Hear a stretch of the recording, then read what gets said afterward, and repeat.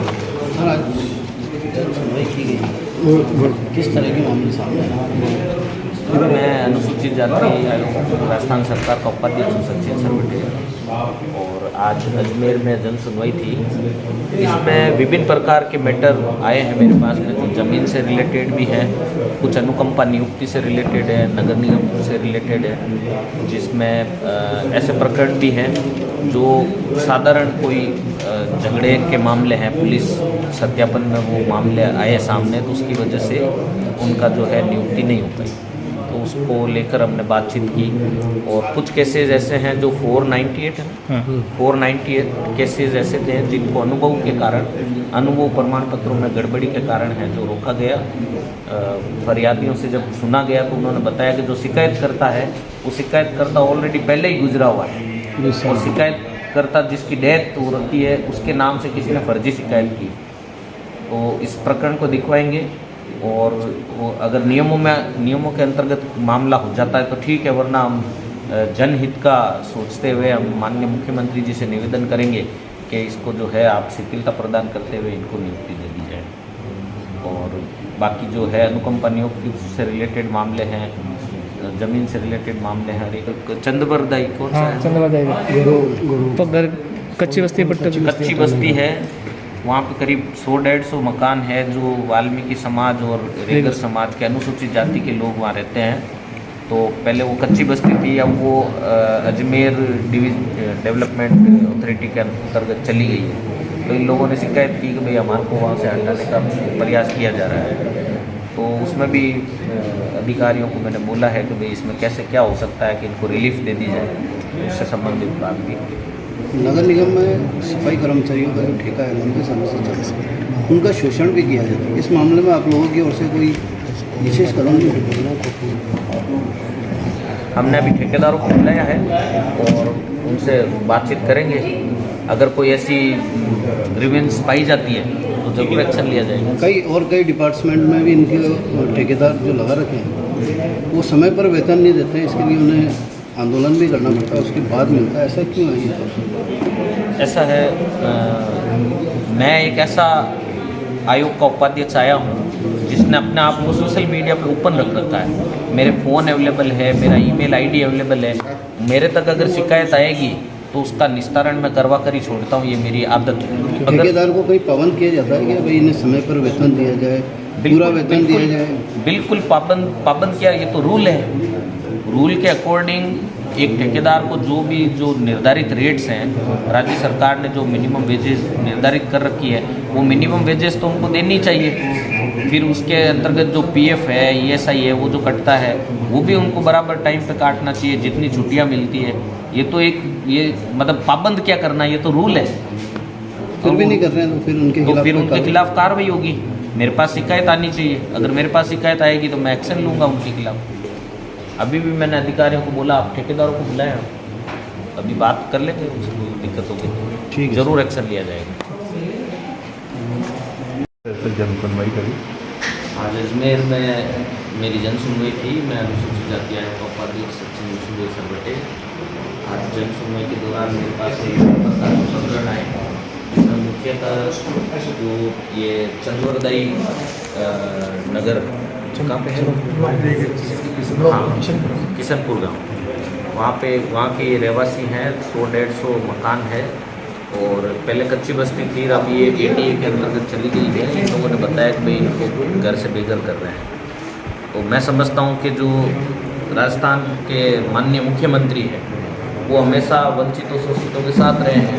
तो इन गरीबों का, इन वंचितों का घर नहीं छीने, ऐसा हमारा प्रयास रहेगा।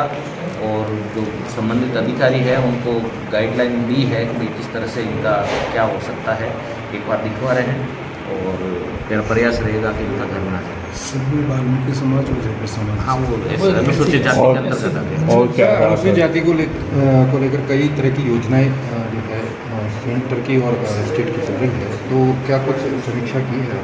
हाँ, मैंने इनसे रिपोर्ट मांगी है लोकल प्रशासन से, तो उन्होंने रिपोर्ट दी। अपनी रिपोर्टों में उन्होंने बताया है कि विभिन्न प्रकार की योजनाओं का लाभ जो है वो बेहतर तरीके से दिया जा रहा है, और रिकॉर्ड उन्होंने पेश किया है।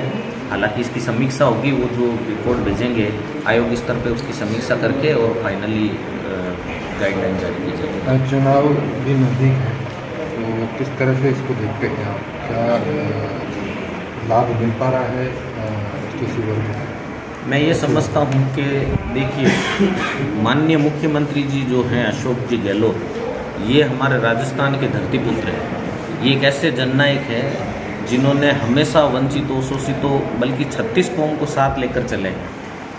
अनुसूचित जाति आयोग और अनुसूचित जाति जनजाति आयोग, इसका गठन ही अशोक गहलोत जी के कार्यकाल में हुआ था, जब ये पिछले बार में जब ये मुख्यमंत्री बने थे। इसका गठन जो है, कहने का अर्थ ये है कि कांग्रेस ने ही किया। और अनुसूचित जाति आयोग और अनुसूचित जनजाति आयोग जो है, उसके तहत विभिन्न प्रकार की योजनाओं का लाभ जो है अनुसूचित जाति जनजाति के लोगों को मिल रहा है या नहीं मिल रहा है, या इनके साथ अगर किसी तरह की एट्रोसिटी हो रही है, कोई अत्याचार हो रहा है, तो उसका निवारण करने के लिए है जो इन्होंने ये आयोग बना रखा है। और आप देख रहे हैं कि आयोग बराबर काम कर रहा है। मेरी नियुक्ति होते ही मैंने सबसे पहला काम ये किया, मैंने महसूस किया कि अनुसूचित जाति आयोग की कोई वेबसाइट ही नहीं है। समाज कल्याण विभाग की वेबसाइट है, उसमें बहुत अंदर जाके मीनू के अंदर जब घुसते हैं तब कहीं जाकर थोड़ा सा पार्ट मिलता है अनुसूचित जाति का। मैंने स्वयं ने, मैं क्योंकि टेक्निकल हूँ, मैंने स्वयं ने एक अनुसूचित जाति आयोग की वेबसाइट बनाई है जिसका वेब एड्रेस है www.rajsciayog.wordpress.com। उसके अंदर मैंने सारी योजनाओं की लिंक डाल रखी है।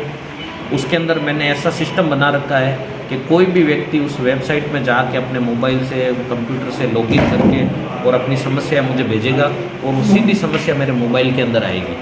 और मेरे पास वो जैसी आती है, मान लो कि आपके अजमेर की समस्या है, तो मैं आपके अजमेर के कलेक्टर को फॉरवर्ड कर दूंगा कॉपी के अंदर राजस्थान संपर्क को और मुख्यमंत्री जी को, और अगर वो ज़मीन के एट्रोसिटी से रिलेटेड है तो संबंधित विभाग को, और पुलिस रिलेटेड है तो पुलिस विभाग को भिजवा देता है। अच्छा, ऐसे कितनी शिकायतें हैं जो अब तक आयोग को मिली है और कितनों का निस्तारण हुआ? मैं समझता हूँ मेरे बनने के बाद में मैंने हज़ारों की तादाद में मेरे पास में प्रकरण आए हैं और लगभग 70 से 80% का निस्तारण हुआ। एक अप्रोक्स अगर अपन मैं जल्दी प्रोवाइड अगर दें तो मैं जल्दी प्रोवाइड करूँगा। अच्छा सर, एक ये भी है समस्या है कि अजमेर में 182 की भर्ती थी, वो अब तक नहीं हो पा रही है। कई बार उनने धरना प्रदर्शन सब, अब क्योंकि उनकी उम्र भी होती जा रही है।